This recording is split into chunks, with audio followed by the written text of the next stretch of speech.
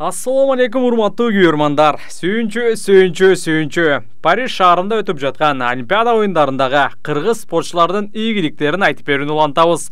6 августта Кыргызстан 2 медаль жеңди. Кыргыздын балбан кызы Мээрим Жуманазарова күмүш медаль жеңди. Ал кыз келиндер күрөшү боюнча 68 кг салмакта катышып, финалда күрөштү. Атаандашы дүйнөнүн 2 жолку чемпиону 20 жаштагы америкалык Эммит Эллар болду. Курч тарихта өткөн беттештин жыйынтыгында Мээрим жеңилип калды. Куттуктайбыз кыргыз элим. Буга чейин Жуманазарова 8-1 финалда монголиялык Делгерма Энсайханды 8-3 эсебинде жеңсе, чейрек финалда дүйнөнүн 2 жолку чемпиону буга чейин Айсулууга тандаш болуп келген Ноноко Одзакини 8-6 эсебинде уткан. Жарым финалда Мээрим Жуманазарова нигериялык атаандашынан реванш алган. Остор бул белектер. Адаттагыдай эле баары оңой. Остор дүкөндөрүнүн бирине келип, жапжаңы Infinix сатып аласың да, экинчи смартфонуңду белекке аласың. Булар менен бүтпөйт. Дагы сонун 2 белек сеники. Керемет. Сага смартфон керекпи? Сага белек керек. Кыргызстан үчүн бул Олимпиададагы алгачкы медальды Жоламан Шаршенбеков алып келди. 60 килограммда күрөшкөн Жоламан Шаршенбеков бүгүн коло медаль үчүн күрөш жүргүздү. Атаандашы ирандык Азиянын 2 жолку вице-чемпиону Мехши Мохсен Нежат болду. Буга чейин Жоки бул спортчуну 4 жолу уткан. Бул жолу дагы кыргыз балбан атаандашын 3-1 эсебинде жеңип, Кыргызстан үчүн бул оюндардагы алгачкы медальды алып келди.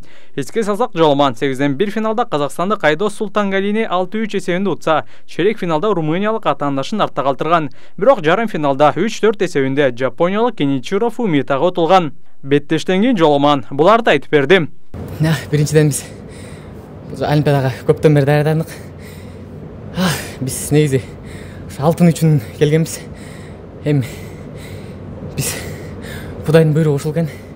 Аллахтын бардык нерсе Аллахтын өкүмү менен болот. Аллахтын каалоосу менен болот. Чындыгында мен деле алтын алгым келген. Чындыгында Аллахтын өкүмү ушундай экен. Биз баарыбыз мусулманбыз. Аллахтын өкүмүнө баш ийебиз. Ошондуктан бул нерсеге дагы Кудайга шүгүр. Негизи айта турчу нерсе көп. Ошо Кудай буйрса дагы токтобойбуз бул менен. Бүгүн алгачкы жолу чыккан балбандардын жыйынтыктарына токтолсок, грек-рим күрөшү боюнча 77 кг салмакта катышкан Акжол Махмудов эртең коло медаль үчүн күрөштөрүн улантат. Акжол 8-1 финалдык баскычта америкалык Камал Бей менен кездешип, 4-1 эсеби менен жеңишти камсыздады. Андан соң кийинки баскычта казакстандык балбан Демео Жадыраев менен кезгелди. Буга чейин Акжол Жадыраевди 2018-жылы Азия чемпионатынын финалында утуп алган. Казак спортчусу 6 жылдан кийин реванш алып, Акжолду 3-1 эсебинде утуп алды. Жарым финалда Жадыраев азербайжандык Санан Сулеймановду утуп финалга чыкты. Муну менен Акжол эртең көңүл жугатчу беттеш өткөрөт. Эртең саат күндүзгү 3-тө колумбиялык Джер Куэрону утса, кечинде коло медаль үчүн беттешет. Коло утууга дагы бир балбаныбыз Үзүр Жусупбековдо мүмкүнчүлүк бар. 97 кг чейинки салмак категориясында катышкан Жусупбеков өз жүрүшүн 8-1 финалдан баштап, анда литвалык Миндаугас Венскаитис менен кезгелди. Аны ал көтөрүп чаап 5-1 эсебинде жеңди. Бирок чейрек финалда ирандык Мохаммед Хадди Саравиге утулуп калды. Ирандык балбан 8 упай топтоп, мөөнөтүнөн мурда жеңишти камсыз кылды. Сарави жарым финалда египеттик Мохаммед Габырды утуп алды. Муну менен Үзүргө мүмкүнчүлүк түзүлдү. Эртең күндүзгү 3-тө көңүл жугатчу беттеште америкалык Жоу Рао менен күч сынайт. Аны утса кечинде египеттик балбан менен колого күрөшөт.